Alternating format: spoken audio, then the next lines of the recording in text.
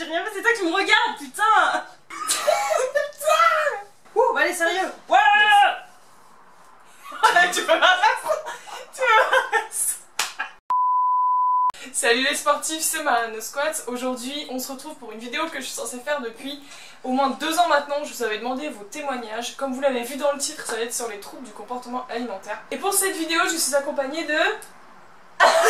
Je dis Léa ou Coralie. Tout le monde va connaître mon secret, je m'appelle Léa et elle. Pourquoi c'est ça ton pseudo d'ailleurs? C'est mon deuxième prénom. Pourquoi t'as pas mis Léa? Mais c'est hyper nul, il y a 1 milliard de Léa. Alors que Coralie, comme ma ça soeur, va. Ouais, tu vois, genre, la preuve qu'il y en a beaucoup trop. Aujourd'hui, je suis accompagnée de... Léa. Voilà. Présente-toi un petit peu, qu'ils comprennent pourquoi t'es sur la vidéo, de quoi on va parler, etc.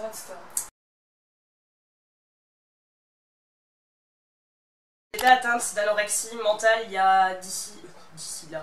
Je sais pas, ça fait... Ça a commencé, je crois, la crise que j'ai la plus importante en tout cas que j'ai eue, c'était en 2013-2014 et ça s'est terminé fin 2016, donc quasiment 3 ans et demi. Donc là ce qu'on va faire c'est qu'on va décrire un petit peu forcément le sujet, qu'est-ce que sont les troubles du comportement alimentaire selon nous, parce que voilà on n'est pas médecin ni rien. Et après du coup Léa va nous expliquer un petit peu son témoignage, par quoi elle est passée, comment elle s'en est sortie. Et après j'ai imprimé les témoignages du coup que j'ai reçus. J'ai surligné un petit peu des phrases choc, enfin voilà, qui moi m'ont interpellée. Et du coup je la ferai un petit peu réagir par rapport à ça. Parle-nous un petit peu de toi, ton expérience par rapport aux troubles du comportement alimentaire et selon toi déjà qu'est-ce que c'est? Les troubles du comportement alimentaire, c'est vraiment avoir une attitude qui n'est pas normale vis-à-vis de l'alimentation. Donc ouais, ça englobe plein de trucs. Ouais, en gros, il va avoir la boulimie, il va avoir l'anorexie. Et en gros, même encore dans la boulimie, il va avoir 2 boulimies. C'est celle où tu vas juste manger. Ouais, où tu sens rien vomir. Et après, tu as la boulimie vomitive où là, en fait, tu vas avoir une crise de boulimie et ensuite tu vas partir vomir. En termes d'anorexie, moi j'en décèle 2 parce que moi j'en ai été touchée par 2 différences. Okay. Pour moi, il y a l'anorexie alimentaire. Donc en gros, elle est pas volontaire. C'est juste que, enfin, si je parle par rapport à mon vécu, c'est un trop plein d'angoisse qui faisait que j'avais une boule dans la gorge et j'arrivais pas à manger, j'arrivais pas à boire. Je vois ce que tu veux dire. C'était et voilà, du coup, ça fait partie quand même d'un trouble alimentaire. Et ensuite, il y a l'anorexie mentale. Et là, il y avait vraiment le mental qui va me prendre le dessus et c'est vraiment le mental qui va dire non, je mange pas ça, je mange pas ça, je mange pas ça. Après il y a la potomanie, donc c'est le fait de boire énormément d'eau justement pour... je connaissais pas ça. Ouais, non mais... Enfin, je savais pas que ça s'appelait comme ça. Ouais, il me semble que ça s'appelle comme ça. Ouais. Et en tout cas, ça c'est... on peut le retrouver aussi beaucoup chez des anorexiques pour se couper la faim. Oui, ça ouais. Boire beaucoup. Ou même avant les peser quand t'as mangé le médecin, des trucs comme ça. Explique-nous toi, par quoi t'es passé, comment ça a commencé, si je peux dire, je sais pas si il y a un commencement, mais c'est pas vraiment un petit peu chronologique quoi. C'est un peu compliqué parce que dans le sens que, comme j'ai dit, moi j'ai été touchée par 2 sortes d'anorexie. Et en fait à 18 ans, ça faisait la 3e fois que j'étais touchée par l'anorexie alimentaire. Donc c'était suite au décès de mon grand-père et suite à d'autres événements qui, moi, m'ont bouleversée. Et j'ai tendance à garder toutes les émotions, je fais rien ressortir. Et en fait je pense que déjà avec le décès de mon grand-père, je commençais déjà à partir en dépression. Donc c'était en plus ça au moment du bac, les profs ne pensaient pas que j'allais avoir mon bac. Donc les gens... Ouais, non, vraiment, ils mettaient pas un billet sur moi pour que je l'ai et je sais pas comment j'ai réussi. Bref, au fur et à mesure, j'ai été démotivée de plus en plus par les cours. J'en foutais vraiment pas une.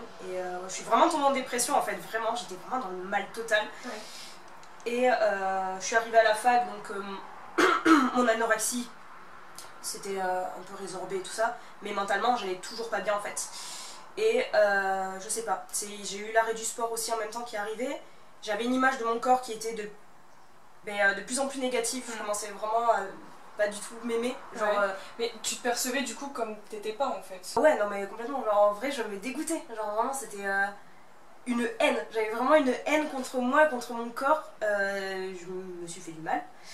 Je pouvais m'insulter. C'était de la violence physique, mais aussi morale, mais que moi je m'apportais à moi-même. Genre c'est pas, j'avais pas besoin d'autres personnes pour m'insulter ou des trucs comme ça, je me le faisais moi-même parce que je pensais que c'était la seule chose que je méritais en fait. Et ça revient beaucoup dans les témoignages. Ouais, et en fait la seule manière de se dire pour arriver à être heureux, comme on dit, c'est un esprit sain dans un corps sain. Donc je me suis dit, si je me plais pas, c'est normal que je plaise pas aux autres, Donc en fait, il faut que je me plaise d'abord physiquement pour plaire aux autres. Et vu que je me trouvais un peu grasse et tout ça, alors que je ne l'étais absolument pas, j'étais comme ça en vrai. T'as des photos de cette période-là que je pourrais mettre? Ouais, je vais en avoir, je vais en avoir. Et non, j'étais une vraie baguette encore. Mais du coup, je fais 1m54 et je crois qu'à l'époque, je faisais 43 kilos. Donc c'était encore pire comme ça, ouais. Et toi, tu te trouvais grasse? Moi, je me trouvais hyper grasse, mais parce que j'avais arrêté le sport, du coup, je n'avais plus mon corps de sportive. Et du coup, j'ai commencé à faire un régime. Sauf que la plus mauvaise idée, c'est de faire un régime seul. Donc sur mon téléphone, j'avais une application, tu sais, compteur de calories, où tu rentres tes aliments et en gros, mon objectif, c'était de ne pas dépasser 500 calories par jour. Des trucs comme ça. Je sais pas comment j'ai réussi, mais j'arrivais en tout cas à... Tu mangeais pas plus de 500 calories par jour? Pas plus, des fois c'était genre 300. Taille, il te faudrait au moins 1100. Moi je sais que pour mon corps, pour vivre, il doit être peut-être... Bon, maintenant il doit être à 1500 je pense, en basal, tu vois. Ah oui, c'est sûr.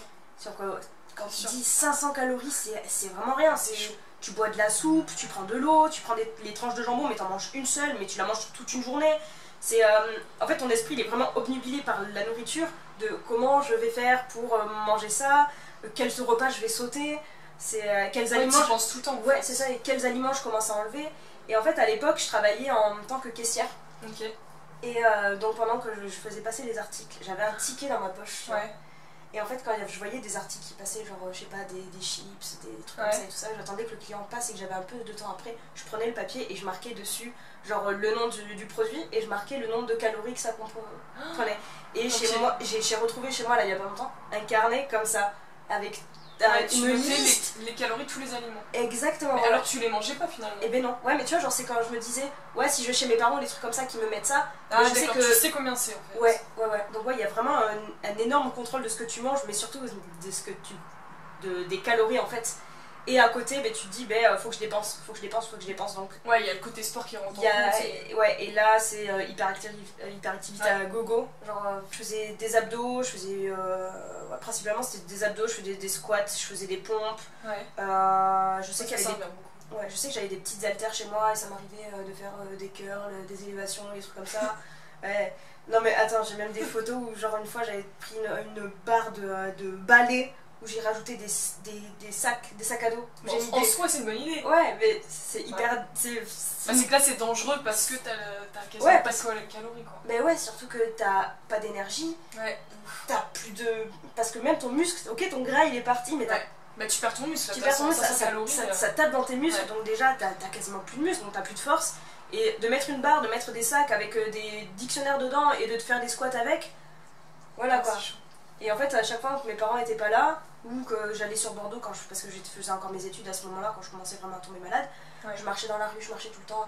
Quand je voyais le bus il n'arrivait pas pour aller à la fac, j'y allais à pied. Ça m'arrivait de faire plusieurs fois de faire de chez moi sur des boulevards jusqu'à ici la montagne à pied. Ouais. C'est très loin. Ouais. Non, il y a facile, je sais pas, il doit y avoir 5 km, un truc comme ça, 5-6 km. Ouais, c'est chaud. Ouais, donc voilà. Donc c'est contrôle de la nourriture et beaucoup d'hyperactivité à côté. Après moi j'ai eu la chance, c'est que mes parents ont vu que... Ouais, ça c'était ma prochaine question. Par rapport à l'entourage, est-ce que tu essayais de cacher ou justement là tu dis qu'ils l'ont vu? Comment ça s'est passé? Mais moi j'essayais de cacher, je voulais pas trop qu'ils voient que je commençais à faire attention à mon alimentation. Tu vivais chez eux?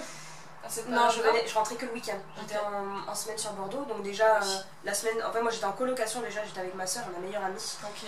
Et déjà moi je séchais les cours. Parce que bon, déjà j'avais pas beaucoup cours, mais pour le peu que j'avais, la plupart je les séchais. Je restais chez moi, je faisais du sport et je regardais sur internet des recettes. Ouais, non mais c'était horrible. Je passais mon temps à faire ça. Ouais. Et donc quand il y avait personne chez moi, du coup je mangeais pas et tout ça, je bougeais et tout ça. J'allais à la fac, je restais genre peut-être 1 heure ou 2, je rentrais chez moi. Et du coup, en fait personne vraiment le voyait. Il y avait que le soir où je mangeais, où j'arrivais à pas trop montrer que le reste de la journée j'avais quasiment pas mangé.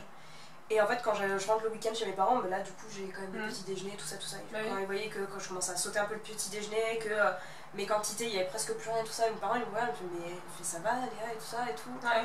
Et je fais mais non, mais ça va, je fais juste un régime. Mon père il m'a avec des yeux comme ça. Non, et là t'avais quel âge là? J'avais 19 ans, j'avais 19 ans. Ouais. Vraiment regarder avec des yeux, je m'en souviendrai toute ma vie de sa tête, genre à bon et tout ça. ils ont commencé du coup à se poser Ouais, pas mal ça de questions à ce moment-là, vu que du coup, Puis il c'était devait pas la voir première aussi fois. ton corps changer, non? Ouais, je perdais. Tu camouflais ou non? Dans le sens, tu camoufles parce que tu perds tellement que t'as froid au bout d'un moment, du coup, t'es obligé de se mettre des pulls. Donc, tout le temps, t'es tout le temps en pull alors qu'il fait super chaud. Et en fait, mon père, toutes les semaines, me pesait. Toutes les semaines, pour voir mon poids. Bon, ça, c'est pas ce qu'il faut faire, mais c'est maladroit. Mais oui, après, ça part d'une bonne intention. Ça part d'une bonne intention. Et en fait, voilà, toutes les semaines, il me pesait et ça m'a permis de voir que toutes les semaines, je perdais 1 kilo. Sauf que moi, dans ma tête, ça suffisait pas. Ça me faisait rien. Ça me faisait rien, genre, j'avais pas de tilt, genre, je me dis, ouais, j'ai perdu 1 kilo. Ben, c'est mon objectif de perdre du poids, donc en soi, je vois pas, tu vois. Et en gros, ils m'ont un peu forcé à aller voir un médecin. Donc ce médecin-là, au bout d'un moment, on m'a tourné vers une psychiatre. Et c'est elle la première qui m'a dit, vous êtes anorexique. Ah oui, il n'y avait pas eu les mots encore posés dessus, quoi. Non, pour le moment, on était sur... on sait pas, enfin, je pense qu'il y a eu... Tout le monde s'en doutait. Ouais, mais il y avait pas... Pendant genre... combien de temps, ça, avant qu'il y ait le mot posé dessus? Alors, je crois que mon premier rendez-vous c'était au mois de mars et ça avait commencé déjà au mois d'octobre. Ok. Voilà, à peu près. Et en soi, j'ai pas cru ce qu'elle a dit. Bon, je suis sortie du rendez-vous, j'étais en pleurs et tout ça, j'appelais Laurent chez moi, elle m'a dit ça et tout ça.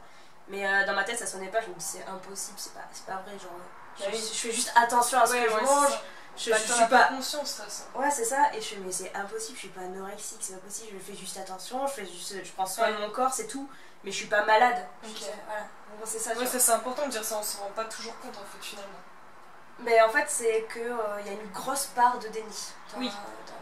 Dedans, déjà, pour vraiment s'en rendre compte, il faut vraiment des gros électrochocs. Oui, toi pourtant en fait c'était normal quoi. Ouais, pour moi, j'étais pas malade. D'accord. Donc j'ai eu plusieurs rendez-vous chez cette psychiatre et elle m'a tournée vers un centre spécialisé. Donc c'est un centre à Bordeaux, ça s'appelle le centre Jean Abadie, donc qui est vraiment un pôle pour les adolescents et il y a un service dédié aux troubles du comportement alimentaire. Okay.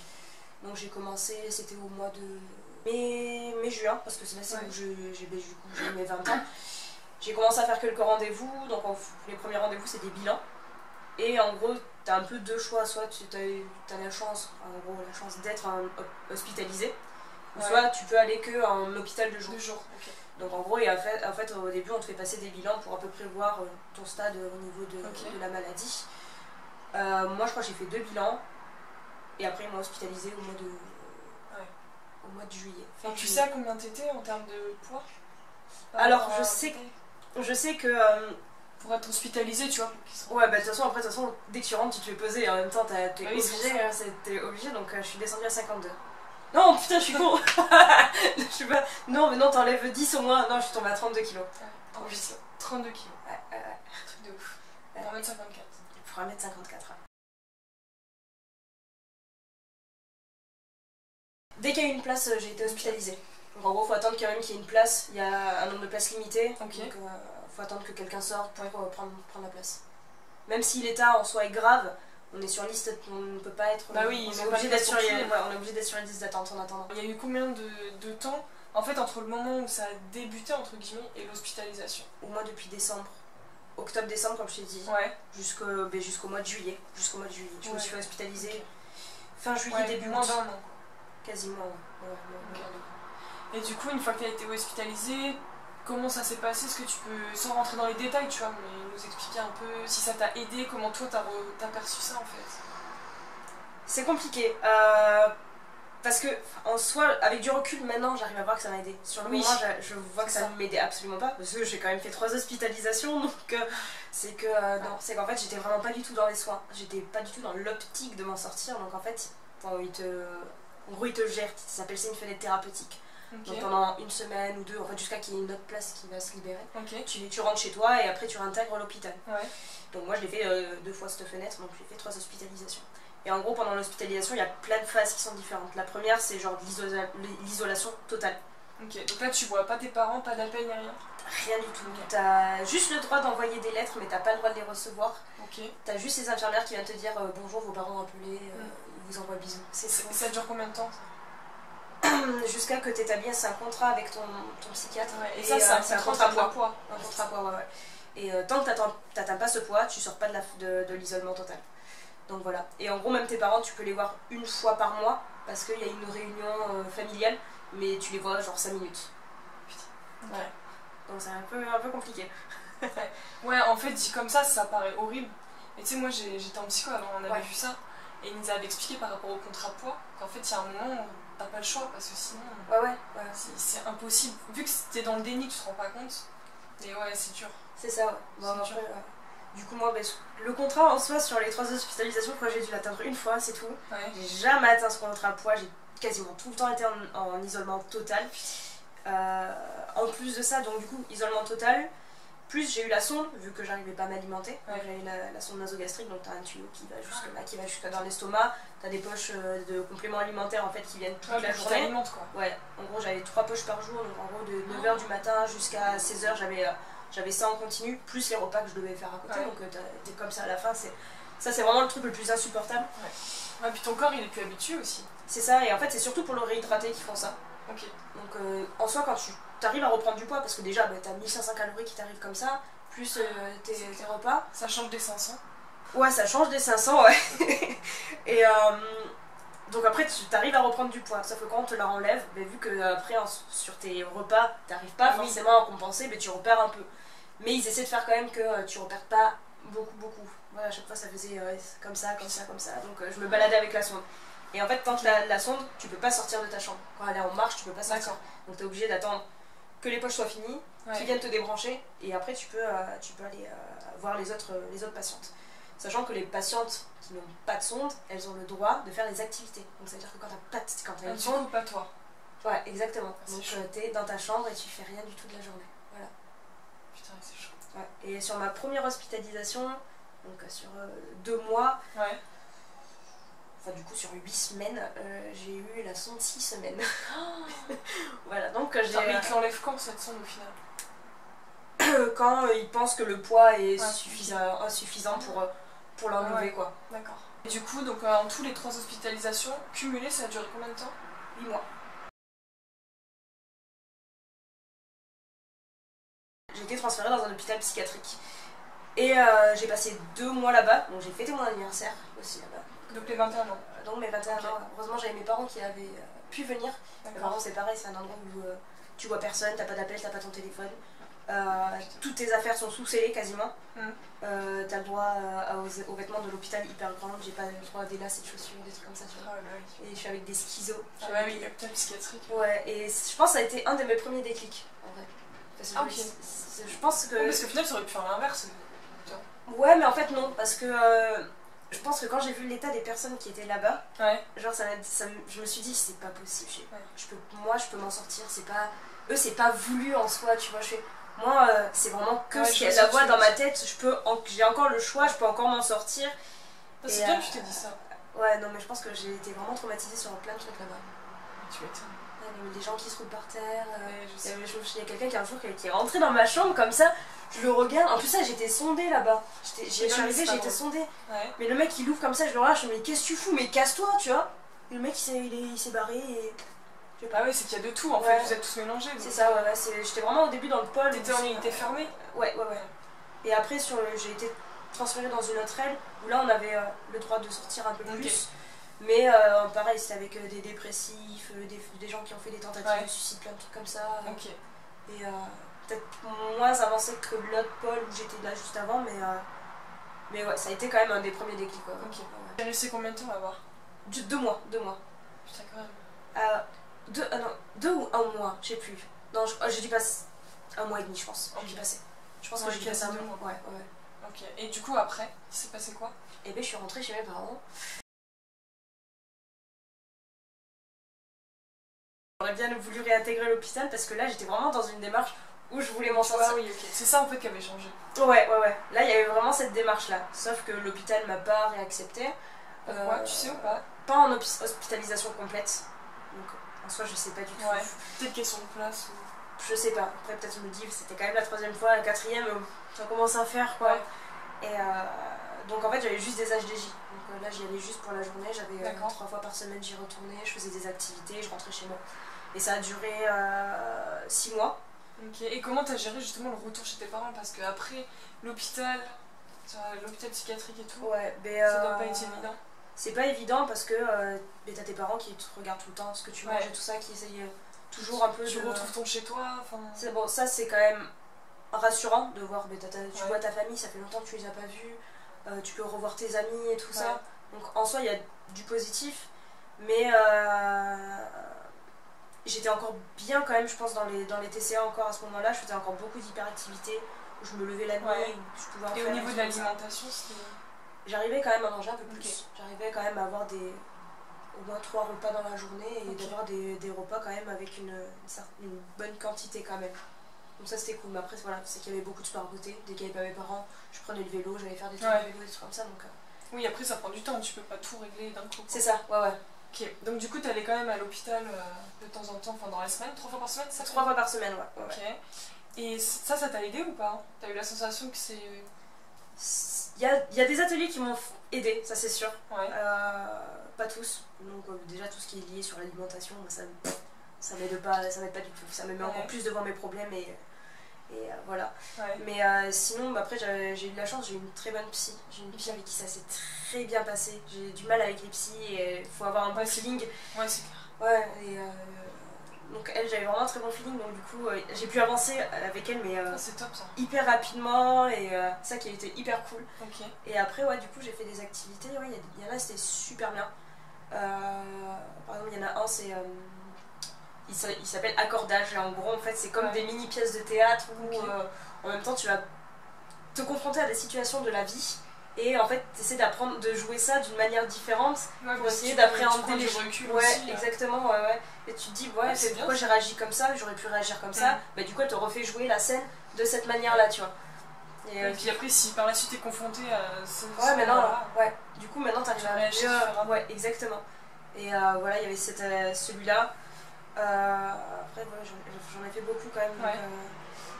Après, il y avait après, moi j'ai fait plein de sorties, j'ai visité plein de musées, des trucs comme ça. Franchement, il faisait plein de choses. Et ça a duré combien de temps ce moment-là où tu y allais 3 fois par semaine? Ça a duré. Ça a dû durer au moins quasiment jusqu'à l'été, je crois. Ok. Non. Non, moi jusqu'au beau jour, genre je pense jusqu'à avril ou un truc comme ça. Donc, Parce que, moi jusqu'à avril. Un moment quand même. Ouais. Mais parce qu'après. Après, il y a eu les bonnes nouvelles qui sont arrivées et les nouveaux déclics, tu vois, genre... Allez, vas-y, raconte-nous.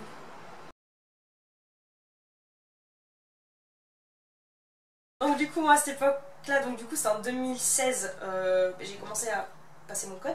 Donc déjà, grande nouvelle dans ma vie, tu vois, bon, je sors de chez moi, je vois d'autres gens, je fais ça, Donc du coup, il y a un objectif en vue, c'est vraiment d'avoir le permis, d'avoir ma voiture.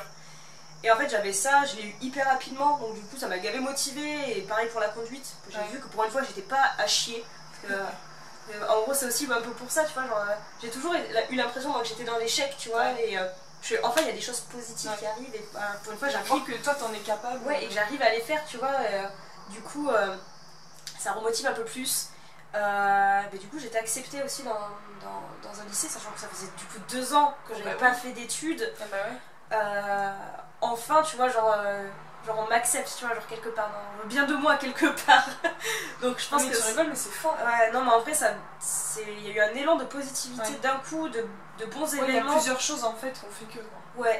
Et du coup, je me suis dit, bon, c'est peut-être aussi le moment de commencer à changer et tout ça. Je commençais peut-être aussi à me renseigner un peu plus justement sur le sport, vraiment dans une manière... Dans une bonne démarche, on va dire, pas dans une démarche d'hyperactivité, mais vraiment pour s'en sortir, et voilà. J'arrivais quand même à me détacher quand même de plein de petits trucs, alimentaires, de réintégrer aussi des aliments que j'avais un peu de mal. Et donc j'arrive dans ce... Enfin même pas, avant d'arriver dans le lycée, j'ai eu, je pense, le plus gros déclic. C'est que mon corps, j'arrivais plus, je ne pouvais plus me sentir dans mon corps. Genre, sentir les os, je commençais vraiment à me dégoûter, tu vois, déjà j'étais hyper fatiguée, j'avais le visage hyper creusé, mes pantalons et tout, c'était hyper grand et tout ça. Je sentais mes os partout, je sentais là, je pouvais pas m'asseoir dans le bus parce que ça me faisait mal et tout ça. Et je pense que j'ai eu vraiment ce ras-le-bol là, d'avoir ce corps là et que les gens me regardent aussi différemment. Et je me suis dit, bon, vas-y, maintenant que tu peux faire tes études maintenant, tu vas avoir ta voiture. ben maintenant c'est le temps de... Ouais, c'est plusieurs choses qu'on fait que, Ouais. et là c'est vraiment venu de toi en fait. Exactement, ouais. Genre, je pense que du coup, tout ce que j'ai vu à l'hôpital et toute la thérapie que j'ai eu, ça m'a aidé. Mais j'ai vraiment pris moi les devants. Je me suis dit, je m'en sors pour moi. Je pense que comme ça, faut parce que tu vois, genre, des fois, tu peux dire aux autres, ouais, vas-y, je vais m'en sortir, des trucs comme ça. Mais tu penses pas, tu vois, tu le dis juste pour les autres. Pour ça vient du plus profond. Ouais. Sauf que là, c'était vraiment. Je voulais vraiment le faire pour moi. Et donc voilà, donc après, j'ai. À la rentrée, je me suis inscrite en salle de sport, donc juste en face de mon lycée. J'ai commencé début octobre la muscu. Et depuis, grosse histoire de love et coup de foudre à Fitness Park, tu vois. Non, en vrai, je pense que déjà, mes parents étaient hyper inquiets parce que, on sait jamais, en fait, c'est un peu qui tout double, tu vois. Genre, tu peux retomber dans tes travers. Ouais, tu peux retourner dans l'hyperactivité, faire du sport à outrance et tout ça. Mes sœurs, elles ont eu du mal à accepter que d'un coup je vais faire de la muscu. Ils m'ont dit non, mais c'est une mauvaise idée, ça va continuer, c'est pas possible. Et en fait, non, mais je crois que j'ai prouvé à tout le monde que justement c'était le truc qu'il me fallait, que c'était mon truc à moi pour m'en sortir. Et depuis, tout va bien quoi. Voilà, depuis 2016, je suis une pente comme ça, j'ai repris 20 kilos. 20 kilos depuis. Ouais, maintenant je suis à 54 pour 1m54. Non, mais ouais, l'évolution physique, c'est un truc malade.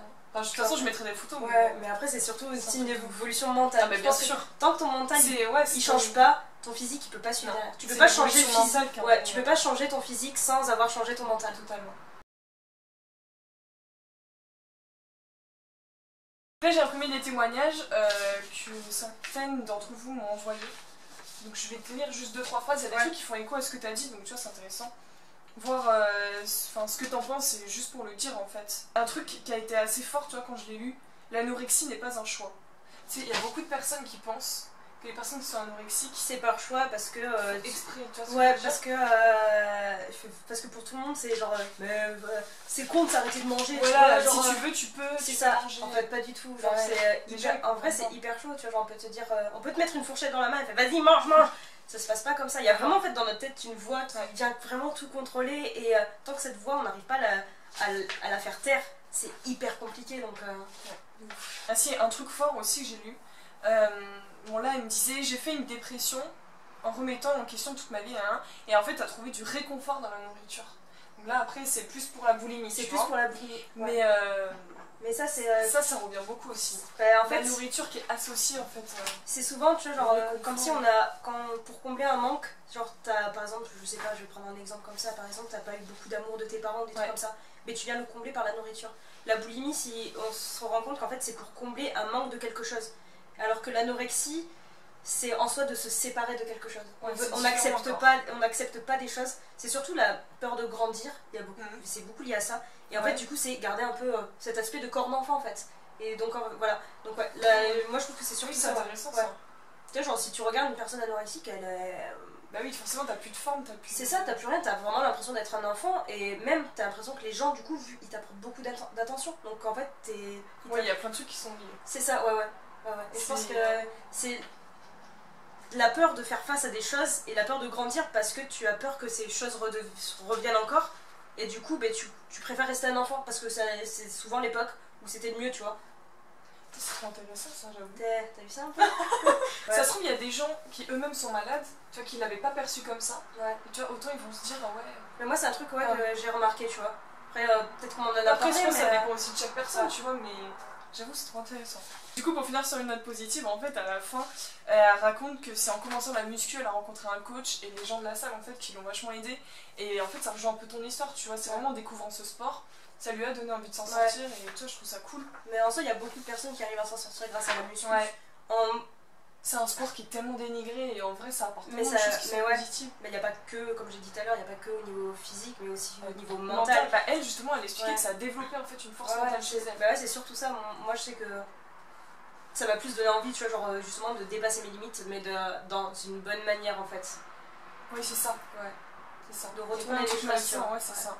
Et là, pareil, le dernier témoignage, donc tu vois, là, 300 calories à manger. Ouais, mais tu vois, entre 300 et 600 calories, c'est ouf.